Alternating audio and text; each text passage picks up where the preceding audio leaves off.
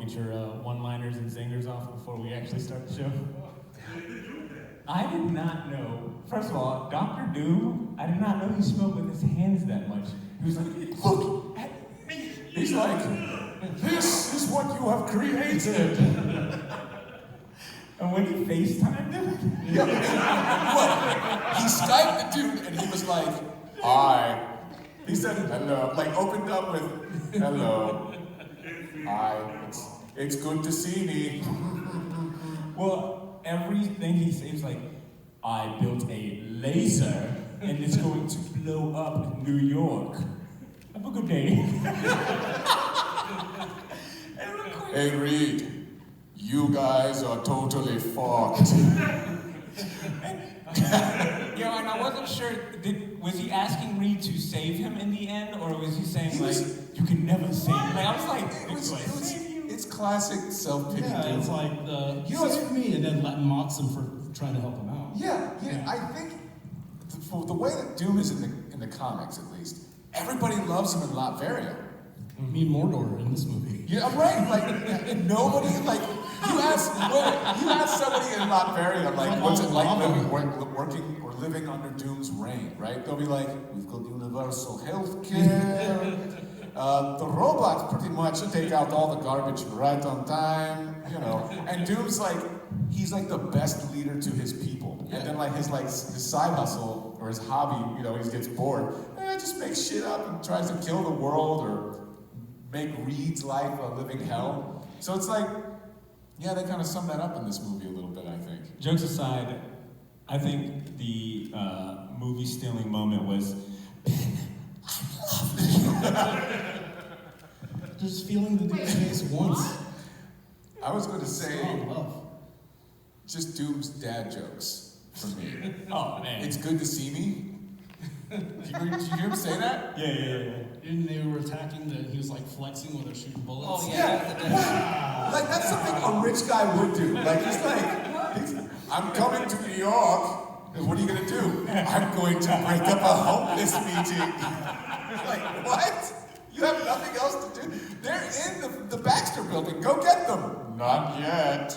Real quick, We're gonna Not go to Spawn yet. Alley first. Yes. Yes, these homeless people. by show of hands, how many people agree with me that one of the Doom's henchmen looked just like Cesar? First time he showed up. What? The one that was like, the one that was the creepy doctor, he was like, the burns were Hold on. too severe." You're talking about the dude that was holding his cigarette like a fucking French dude?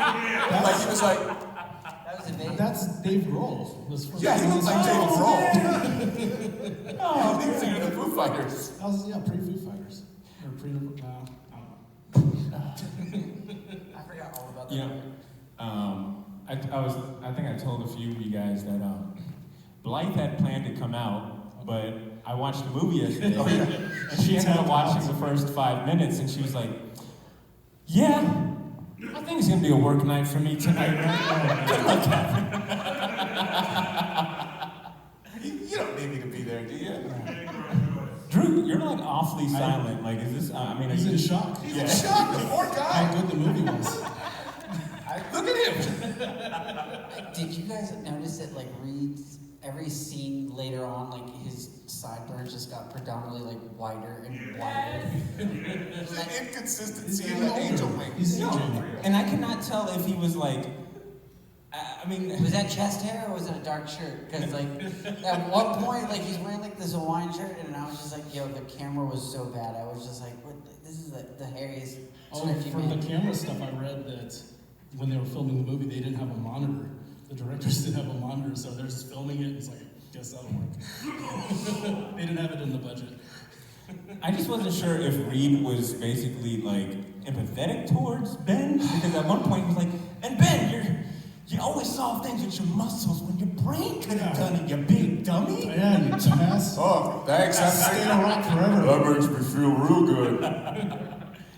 Oh man, I thought the thing prosthetics were pretty. Oh, yeah, that was the one thing that I thoroughly enjoyed about the movie was It's better than the Turtles movie. Yeah. well, I mean, they like literally spent like the whole budget. Oh, for sure. All $50 they had on the budget on the thing's costume. That's all the one-liners and zingers I got. You guys got them out? It's Y'all just ready like to an start? uncomfortable moment at the beginning with the young. Oh yeah, I was gonna say. It's like Everybody's getting like, oh, Doom's a creep, Ben's Reed's a a creep, super Alicia's a creep. Ben wins the Creep Award for waiting 10 years. Yeah. For looking at Sue was like, what up, girl? You got that Hermione charm. I'm going to wait till you're a 10, and not just 10. Chris D'Elia stuff. Oh, allegedly. So, I read somewhere that Reed was, I guess, in a boarding home where. Yeah, they didn't set that up at all. No, they did not. Like, you had to find out. It's like, wait, what is he doing in this house? How do they? I know this old ass dude. Why is he around with like minor? When I first saw it, I didn't even know like who Ben was when he's like running into the lab. It's like, who is this guy? Playing video games with another minor. This movie was creepy. All right, how about we go ahead and start this episode off. Shortbox Nation, you're now tuned into a very special episode. Special because not only are you tuned into the best comic book and pop culture podcast in the country, don't believe me, as some of our sponsors and fans out there, but this is a special episode, it's a distinguished episode because we're recording it live in front of a live audience, not just any audience, Live studio audience, Laugh track. but in front of our Shortbox patrons, our Shortbox patrons. Our Shortbox patrons are here with us here at Sunray, and a big shout outs to our patrons streaming with us here live, watching the live stream. Hello. And for everyone here, for everyone at home who just pressed play on their first Shortbox podcast experience, I will be your host. We're sorry. Yeah, apologies in advance. This was the first one, oh God. Yeah. I will be your host. My name is Bader Milligan, and I'm joined by my incredibly talented ensemble of friends and co-hosts. Allow me to introduce my right-hand man, Cesar Cordero. It's cooperate time. And making his first live podcast recording debut, Mr. Andrew Torres! And of course, last but not least, we got Edmund Danzar rounding out our panel today. Ed made this lovely poster that we see. Ed did the artwork, man. You guys got the posters? Yeah, you know it. Now, Your Human Torch doesn't have enough CGI though. I know. yo, the Human Torch in this movie looked like Cinder from Killer Instinct. Same graphics too. All right, well look, now most of you listening may be familiar with the Fantastic Four, whether it be in comic form or from the animated series or from any of the 3 movies released in the last 15 years. But how many of you are familiar with an interpretation of Marvel's first family from an unreleased 1994 film by the king of B-movies, Roger Corman, respectively, called The Fantastic Four? This almost forgotten gem was thought to be lost forever, with no copies thought to exist for many years. It was so forgotten that Marvel at one point denied that the film ever existed. They later went on and claimed that it was a pilot for a TV show that they scrapped. God bless him. He knows how to spin that stuff. It wasn't until the mid-2000s that copies of the movie started circulating online and quickly became a cult favorite. Quick Google search and Daily Motion link or 2, and it's pretty available to watch. Wink, wink, nudge, nudge, check the episode description for a link. I say all of that to say this: Roger Corman's The Fantastic Four movie is the focus of this episode, and we only have our true believer tier patrons to blame for this one. Thank you. Back in March, we launched a poll for our true believer tier patrons, asking them what was the next installment of our bad superhero review movies. And The Fantastic Four, this Roger Corman unreleased one, beat out the likes of some of Drew's favorite movies, such as Catwoman, Elektra, and Spider-Man 3. Elektra.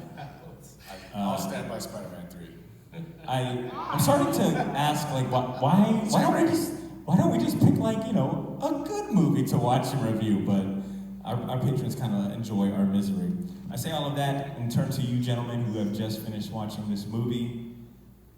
And I ask, what was your familiarity with this movie? Did you guys know anything about it prior to coming in here today? Did you guys watch it? I mean, what was the vibe? Ed, I'll start out with you.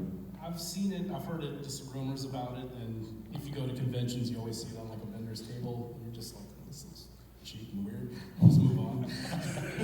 But other than that, it's always been kind of like a mythological thing. There's a lot of lore behind it, and no footage of it ever existed. Just a few of the poster pictures and images. So, but yeah, I just saw it last night for the first time, watching it again. So. Okay, ditto. Drew, what about you? The first time I heard about this is the same thing, like more or less on conventions, like hearing that this movie existed, and then it definitely was one of those, when all the Marvel movies and X-Men movies coming out, this was like aware of this, but there was never like any type of like full-length trailer. I've only seen like snippets of it, but I never, like this was the first time I saw it today.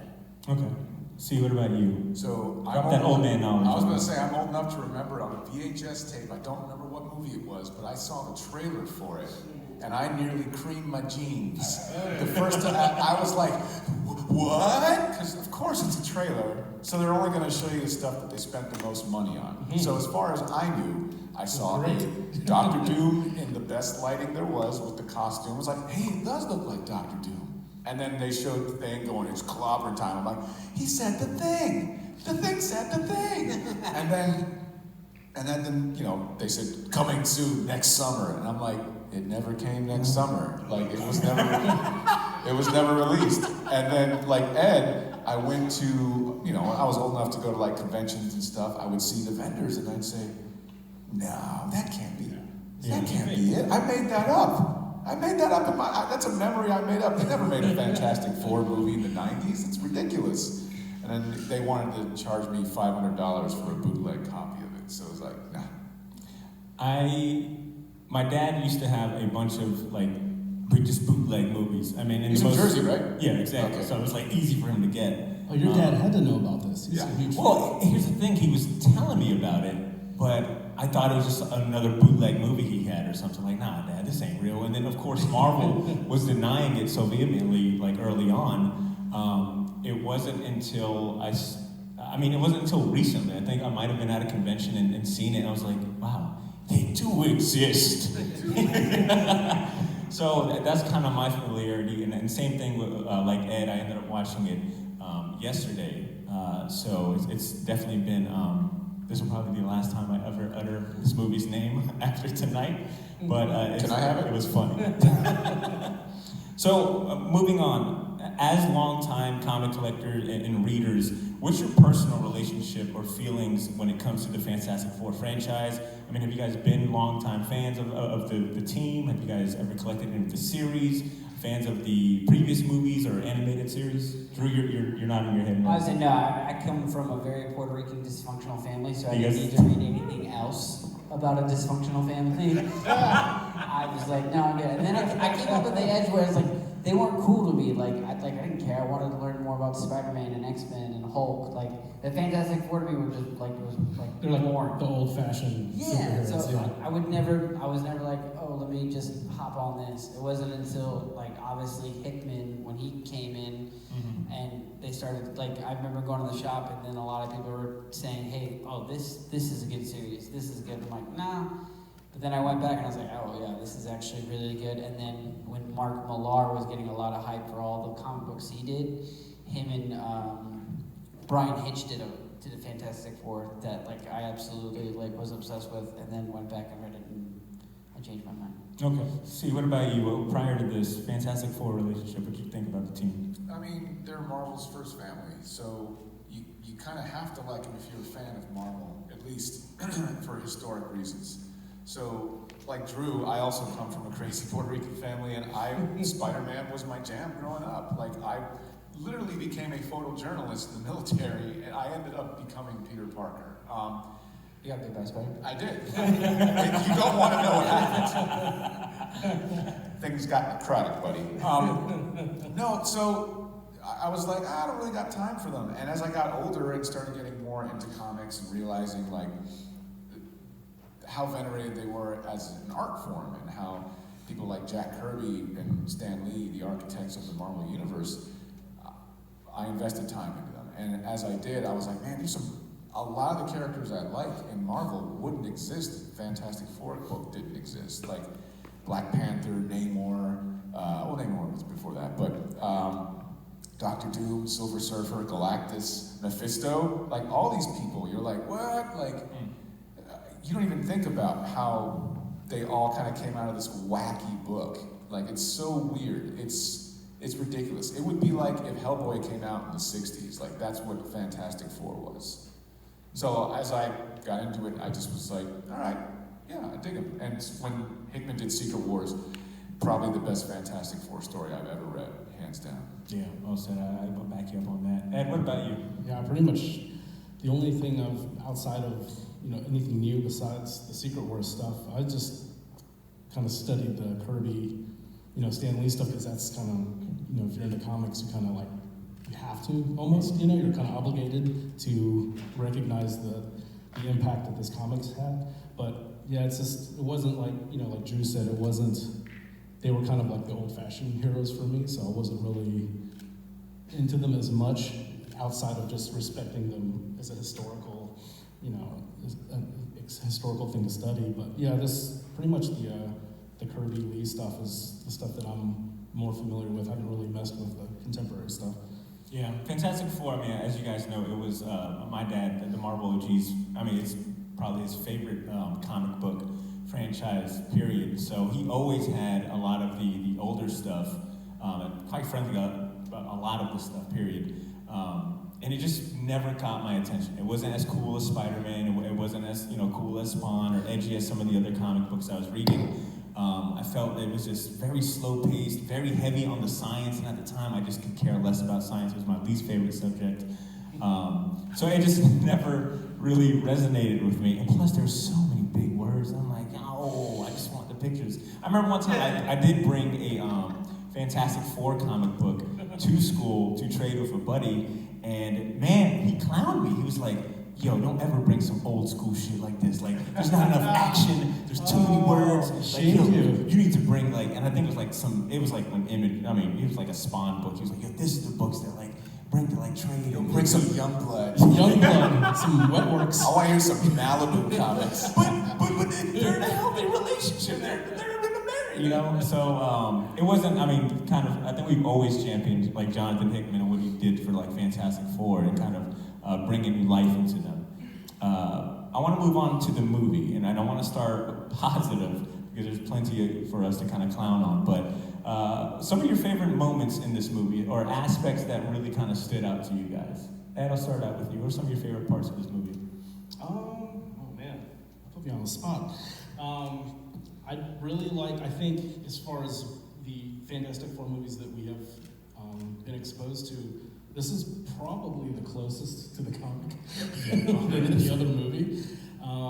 For the budget and being a fan of Corman and knowing what I was gonna, kind of knowing what to expect going into it. Granted, just from the timeline standpoint, Terminator 2 came out like 2 years before this, as far as effects. But just knowing what to expect, I think it was, like I said, I like the Doom design, just the overall. For what, man, this is hard to say something good without saying something bad. But I thought it was, for a Corman movie, low budget movie, and for what was, you gotta kind of view this in the time it was made, like what superhero movies were out. We had like Dolph Lundgren's Punisher, we had not good stuff as far as comic books, Dr. Mordo. So during this time, I thought and like I said, I think it's the strongest Fantastic Four movie out. Well said. See, what about you, man? What some positives? There's a lot. I think there's a lot in this movie that they get right. Doom's costume, I think, looks good. Okay. And all put the pistol in there. Dude, all of it. The pistol.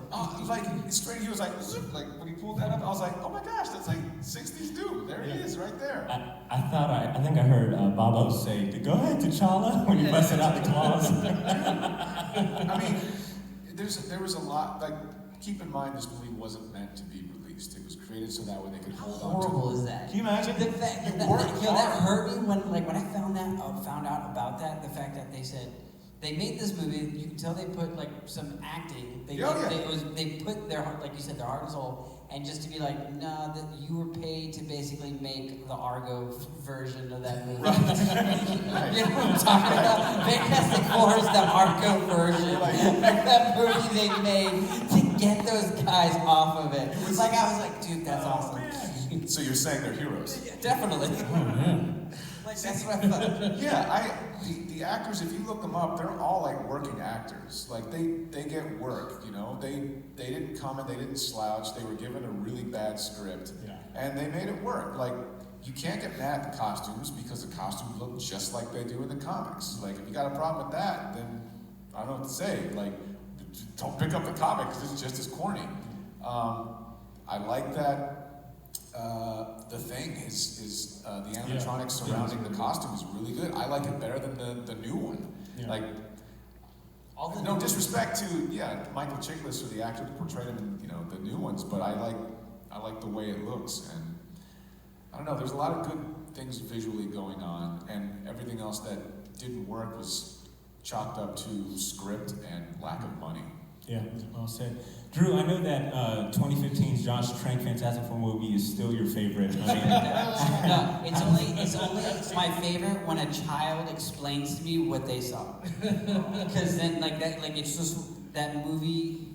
The story behind that movie is actually better. Like, you don't have to watch the movie; just know what it's about, and then tell that movie. Wait, it's on Disney Plus. I think so. I'll Yeah, watch it check tonight it. then. Drew, what were some of the positives or aspects that you enjoyed from this movie? Okay, so the writing. I would honestly, the fact that we got an hour and a half and it was actually like just tightly knit. Yeah. That was pretty good. Yeah, Like the motivations were there. Like you knew why everyone was doing what they were doing. Yeah, like exactly. And then the fact that the thing he leaves, like as soon as he leaves, and then he's like, all right, well nobody really respects me and stuff. And then they're like, all right, well let's just scoop him up to the mole people, and that's where Alicia's gonna be. So that's like everything. I thought that was really really cool. Alicia, she's actually a statue maker, so she was the one that was doing like the memorial statue, which I thought was like, I was like, oh, okay, this is... Let me ask you a question. This movie is so crazy. And did you for 1 minute at any point think, we might see the puppet master? Oh, I wish. Oh my god, yeah, I'm not gonna lie, that, yeah, I thought that was... You know, like... Or whatever his name was. I would 100% agree that I would have liked to see that kind of cameo. Was anybody else looking for Stan Lee? Yeah. I was like... I swear, I was just like, all right, here you go. Did he disavow the movie too? Like, is it? I got it. Yeah, he did. We'll get to that. Yeah. Yo, the movie's not that bad. I'm telling you And right now. Stan even came to the set because I know, like, when Stanley dismissed the movie, like a lot of the actors were upset about. It's like you brought donuts that one day. What the fuck, dude? Donuts! It was all a sham, true believer. Was the lady that played Alicia Masters in the back? You brought donuts. I'm sorry. She really, that was her moment. She's like, this is gonna win me an Oscar. She's like, this is gonna be released. It's gonna be a blockbuster. I think I'll go and echo what you guys are saying as far as it's got a lot of heart and it really gives me fantastic like Kirby and Stanley vibes where just a lot of kooky stuff is going on and and it felt very true to how kind of a comic book reads, where there's a lot of things going on, and then in the end they kind of tie it all together. Wrap it up. Yeah, wrap it up. I thought it was a good decision to have Ben kind of go off on his own, and then he ends up running into the jeweler in this movie. Jesus Christ. And then he ends up getting recruited. I was like, man, this would happen in a comic book. This would happen to Ben Grimm. I thought they captured. It's probably no secret by now, but Ben Grimm definitely was my favorite character in this, because I think they also captured his relationship with Reed in the very early days, and it was kind of cool to see that progression into... Yeah, it's funny, so when they were in class in the very beginning, and I was like, you see Reed instantly, he knows all the answers to all the questions, and he's like, yeah, let me see your homework, me, there you go, he's multitasking Reed style, and then there's the beefy dude sitting next to him, and I'm like, I'll be damned if that ain't Ben Grimm. That's kind of cool. And then I was like, oh shit, it is Ben Grimm. But it's why would he be in the same class? This college of 40-year-old students. Bro, can we please talk about that after you're done? I was gonna say, if he's an Air Force pilot, he would be taking those classes for sure. Okay, for fair enough. Yeah. Why do all like the 20-year-olds in movies look like they're 30 and In the 40? 90s and 80s, it No, was always like Just that. watch 90210. Luke Perry had driveways that went back to here. And he was like, I'm in high school, guys. The girl who ran the paper was seriously like 50 years old. Now, was there any, and I think we probably had a few of them that we shared prior to record, but was there any moments that kind of took you out of it, or just you just could not help but facepalm? Oh, any of those like uncomfortable moments where they would just like Reed's just looking. Yeah, at everyone, Sue. every male in Like- here is a creep. Like, Yeah, no, that's the thing. I was it's like, weird. nah, I'm good, bro. Like, that's okay. Like, any of those just like.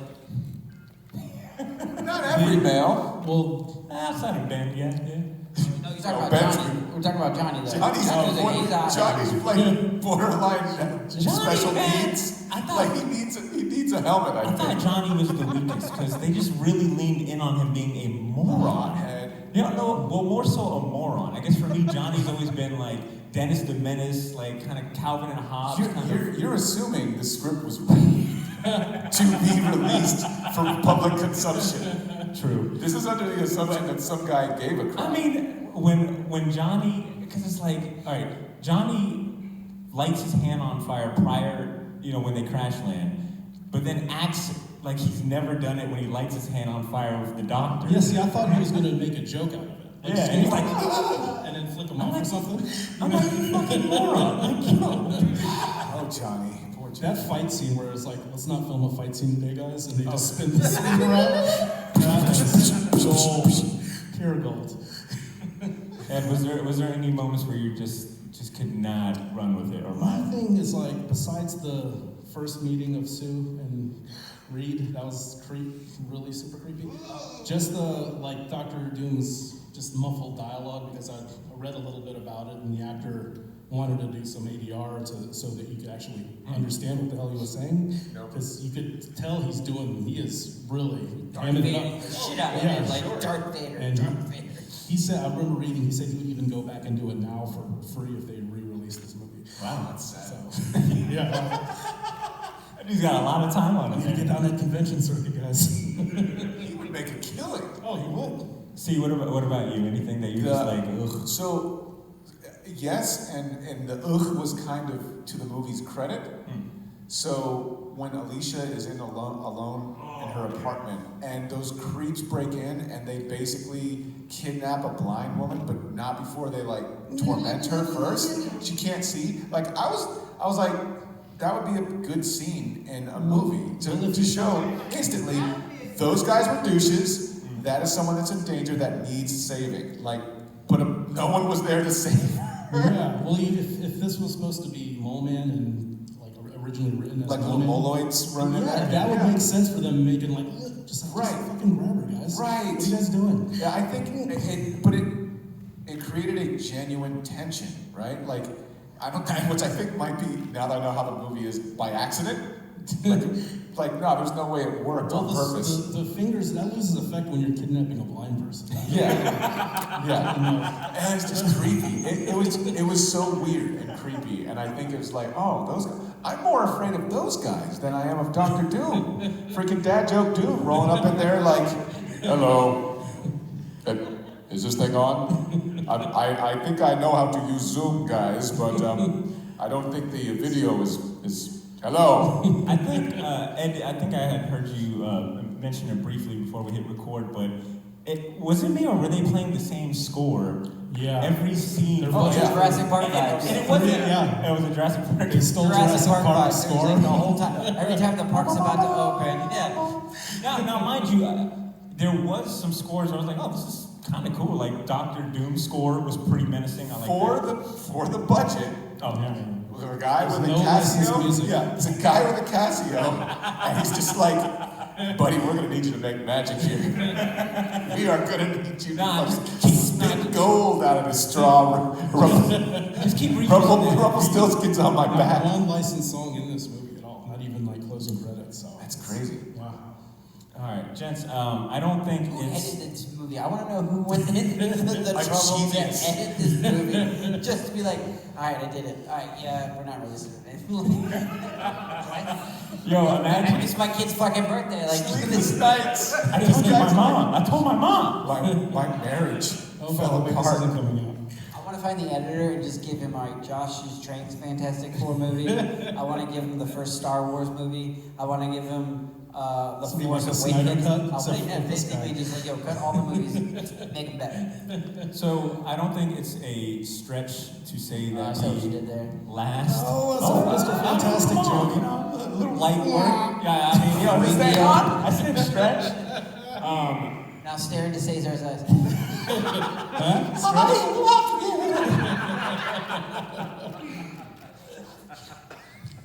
Look at me. I was like, dude, all right, dude, fucking get it, yes. Hey, real quick. You're gonna save my life, huh, bitch? Why don't you just let me go then? Let me go. Dare you? Oh, nope, not gonna do it. Ah, fuck it. And he was laughing on his way down, so. Yeah. He was a jolly monarch. He's like, also, in the beginning of the movie, when he gets electrocuted, I said, damn, look at that pool noodle electrocuting this man for 10 minutes. And then the lightning like withdrew when like Ben put was like, Yeah. "Ugh." That's how electricity works.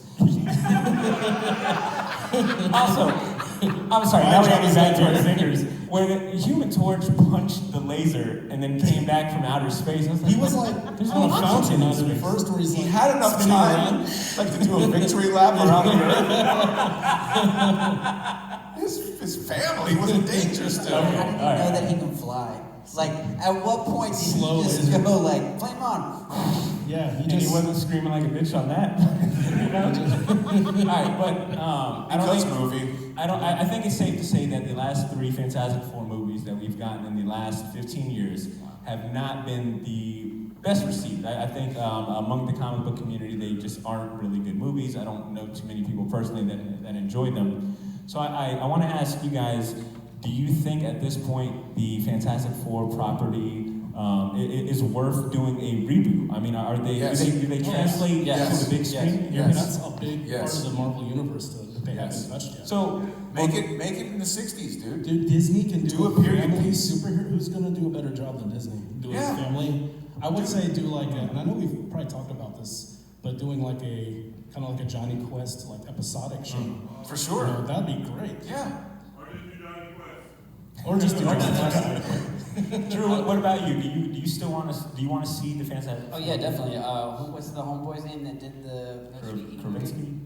Uh, Krasinski? John Krasinski. Yeah, yeah, yeah. I Sorry. want him. I want him and Emily Blunt as Sue Storm Ooh. and Reed Richards. So if they could do that, integrate them in a TV show, whatever. I just want them to start them off. Reed just straight black hair and just give him a little pepper. Just a little. Every Not fight, just- every crisis, it Not just just gets like a more and more great. paintbrush, a white paint. Is there a particular story arc or villain or character that you want to see them incorporate or use instead of reboot or a future movie? Purple Galactus. Actual Galactus? Not grasshoppers. I'll go ahead and add. I would love to see them incorporate Valerie Richards, Sue and Reed's daughter, because I think it would definitely humanize them a little more, but also really lean in on that family aspect that I think the other movies just have been kind of missing. Yeah, you Like, need a Future Foundation. You can really. I would say get Mephisto up in there. Ooh. Make it take place in the 60s. Have Mephisto trap them in some sort of weird hell dimension for like forever.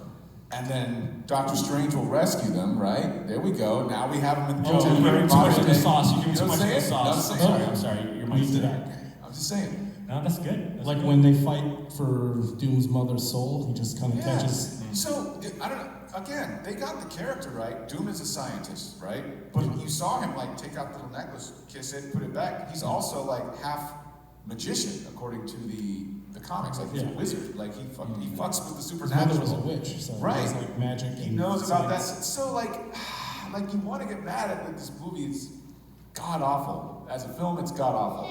It's horrible. As a Fantastic Four movie, though, Yes. not bad. Yeah. Not bad.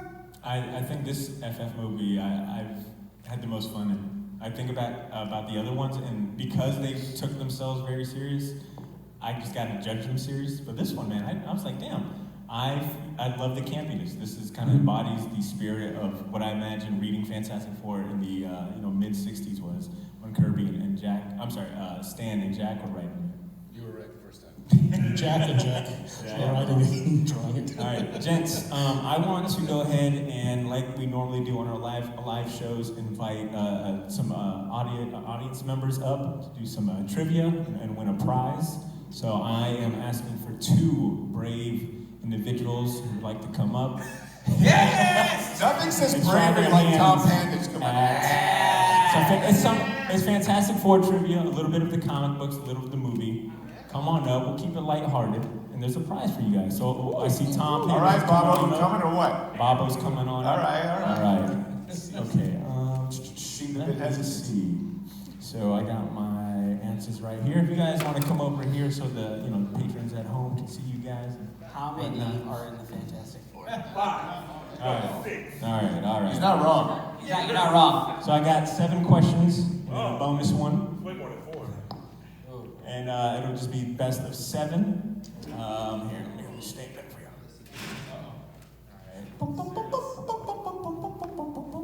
There we go. All right, you want to go ahead and introduce yourself, Mr. Tom Pandage. Tom Pandage. Give a round of applause for Tom Pandage. Hey, so guys, I'm Phil David Nerd, the Bible, a poet, professional wrestler, and a podcaster. Oh, Thanks for your name, man. come on, resume here. Bobo. All right, Tom and Bobo. First question. How much did producer, and I'm going to slaughter this name. Pull them in more. They're not Oh, trained. come on, guys. Come on, pull on in. Corey's trying to take pictures. Places. All right. How much did producer, slaughter this name, Bernard Etchenberg? Or Etchinger. Eichinger. Buy the Fantastic Four film rights for? How much did he buy the Fantastic Four film rights for? 50,000. 50,001 cents. Oh, Price is right again. Both of you are wrong. $1. Closer. The Fantastic Four, well, I guess Bobo is closer, so Bobo gets that one. The film rights were bought in 1986 for $250,000. Question number 2, gents. According to the contract, Eichinger would lose the rights if he did not produce a movie by when? Give me the month and year, whoever's closest gets it. Tom? No, shit. So Wow. I'm gonna go May 2000. Okay. Way earlier. It's gotta be close. I would say January 1992. That's very close. Dang, Tom, you were close. So he would lose the rights if he didn't go into production by December 1992. In order to hold on to the rights and stall until he can convince Hollywood to make a big budget movie, he hires Roger Corman, aka the king of B movies, to produce this movie for $1 million. $1 million budget after Roger Corman worked down the original $30 million estimate. Moving on. Question number 3. Give me the name of the comic and the year the Fantastic Four debuted. Fantastic Four number 1, 1964. Okay, Bobo? I want to say it's like Tales or Stories to Marvel in 1964. Yeah, 1964.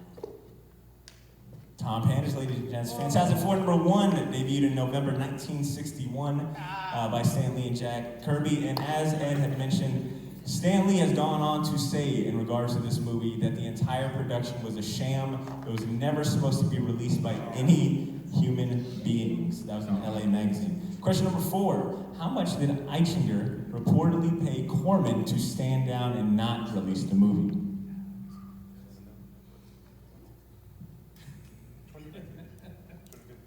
You say $250,000, Bobo? What about you? $249,999. Bobo got it just by being far off close. Actually, Corman was paid $1 million to stand down. Budget? Yeah. For the same price of the budget, he pays Corman $1 million to not release the movies. Of course, the copies of the film were destroyed by then Marvel chief at the time, Avi Arad, who you might recognize as the former CEO of Toy Biz. CEO and founder of Marvel Studios. His last body of work that he was attached to was actually Into the Spider-Verse. Question number 5. Eichinger, the same producer, later went... Give us some actual fantastic Yeah! All right, I'll switch it up. All right, Tom, I'll switch it up. The jeweler in this movie shares many traits in common with a major villain in the Fantastic Four comics, the Mole Man. Both of them have a hideous appearance, small stature, and an army of followers who adore them and live in the sewers. What was Mole Man's first comic book appearance? You can take a shot at it, I know it. So, we just need the Dick swinging. like title and year, or what do we need? Just give me the full title. I'm gonna go Fantastic Four. I'm gonna say you debuted a Fantastic Four. What is she? That's why I asked the question. Let's go issue number 74. Issue number 74. Tom, what about you? Issue 1. Boom, boom, boom. Fantastic Four. Issue 1 was the first Yeah, it's appearance got that green of monster on the the Mole cover. Man. Now, Tom. Easy, Now. Johnny Confidence.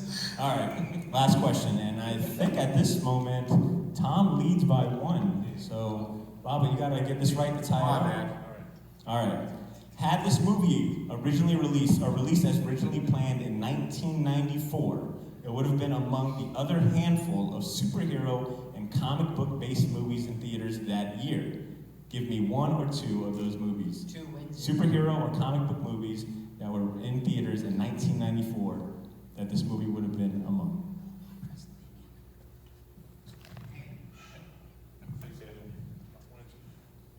Just give me 1. So I remember looking this up because Robert Pattinson was basically based off of if Bruce Wayne was in 1994, if he was like the parents died in 1994, and I remember looking up a list of movies. Tom is scratching his palm. Tom, do you got one? I think I got one. Was Darkman 94? Can one of my co-hosts look that up for me real quick? I don't have it on my list. You told me not to Check be on my Darkman. phone while we're recording. That's what you said. You said, Andrew, let me talk to you real quick. Get off the phone. Baba, while we're looking that up, do you got a superhero movie or comic movie that came out in 1994? 1990. Oh, Oh, man, you forfeit everything. Jesus. I'm gonna go Batman Returns. Yeah. So some of the acceptable ones that I had: Blank Man, The Crow, Guy. I said superhero. The Mask was out at the time. The Shadow, Time Cop, and Cemetery Man. Time Cop? Hey, look, Hey, man, I don't make the rules. I just All make right, the podcast questions. All right, I got one last tiebreaker, okay? Name another movie Roger Corman has produced. Come on. That's super. Anything? Like 1,000 movies. Do you have anything? Go, Tom's about to dunk on it. Tom's like, you got anything before I Go ahead. You got it. It's like Death Race 2000. Piranha. Yeah. You're required to give 5. Yeah. Okay, I got 5. I got All right. 5. Oh. We can fight. No, you can't. He's doing it, Peter. He's doing it. Do they have anything to do with alligator? Oh, sorry. where's it going? Want a lifeline? Lifeline? Is he just naming animals? All right. Ladies and gents, I would have also accepted Silence of the Lambs, Little Shop of Horrors, Frankenstein Unbound, or The Wild Angels. I will say Roger Corman has said that this experience filming the Fantastic Four is one of the strangest he's ever had, and the end result was one of the strangest. That's coming from Roger Corman. Ladies and gents, let's go ahead and give a round of applause for Tom. Tom, you ended up winning. Oh, God. Good job. No wins. Let me just ask, I'm going to ask you wrestling questions. Tom, you end up winning a copy of Doomed, the untold story of Roger Corman's Fantastic Four, a documentary! Yo, you got to go actually upstairs to their DVD player and get it out. That's a good Like, documentary. same one. It's really good. All right. Gentlemen, that is the last. I thought I had some. I don't know what I was going to say. Guys, this was fun.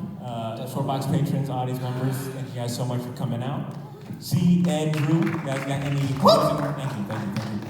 You guys have any closing remarks? Any last things you guys want to say? Had a fantastic time, man. Another Drew in the eyes.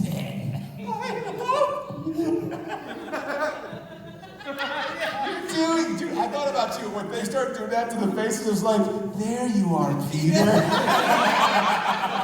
swear. There were so many windy moments. I was like, where's Andy at? Where's Andy at? Where'd he go? Drew, any last that comments? was perfect. What do you want me to do? Oh man, aggressive. Yo, it's Classic. This is the first time up here. Trial by fire. Hey, what about you? Anything you want to say? Anything you want to wrap us up with? This has been fun. All right, well, I do have something long-winded. Oh, Jesus. The director of this movie, Oli Sassoon, in 2018 said, after 22 years, I'm sure I said that Sasson? wrong. Like, That's what you put on the right? Yeah, like Drew and I just got hungry. Vidal Sassoon. I was like, Oli Sheshwin. Oli The Sheshwin. director of this film, Bobby Adobo. Willie Burritos. The director has said, after 22 years, people are still talking about this movie, and I doubt seriously in 22 years from now, they'll be talking about the other Fantastic Four movies. It's true. Not wrong. Yo, He's shade, not wrong. right? But I think we're all inclined to agree, and I tip my hat to Roger Corman and everyone who was involved in this movie for giving us a reason to come together tonight with some of our closest friends and supporters, not only to laugh, but also to unite over a very small piece of the much larger comic book culture that we all love and cherish. Shortbox Nation, Don't you do it. I'm trying to sign us out. See? Don't you fucking do it. Don't you fucking do it. Anyway, Shortbox Nation, our listeners listening at home, this is the end of our show. Thank you so much for tuning in, to our live audience here with us. Thank you so much for joining us for a fun event. Don't you clap for him. This show would not be the best comic book and pop culture podcast in the country without your support. Thank you for our Shortbox friends. Make sure that you subscribe so you can stay up to date with our latest episodes. And if you want the opportunity to join us for our next secret live show, consider becoming a patron at patreon.com. They are? Well, I'm talking to the people listening to this episode. Shit. Consider becoming a Shortbox patron at patreon.com/the Shortbox. Shortbox Nation, be safe. This is recorded? Take care of yourselves. Take care of each other. Shortbox Podcast is recorded. And most live importantly, studio audience. How should we keep it? God damn you. Tom, good question. Oh, no. Tom had just asked, daughter, how should we keep it? And I'll tell you guys, damn it, Shortbox Nation, keep it geeky. I'm quitting the show. Oh, that won't be necessary. I quit. Oh, that's terrible. This was fun. Thank you, guys. Thank you, guys. Shortbox is recorded in a live studio audience. You have 20 minutes to vacate. Did nobody catch that the thing was a metaphor for the fragile male ego? I thought he was a golem, because he's Jewish. I guess, yeah. Can we? Yeah.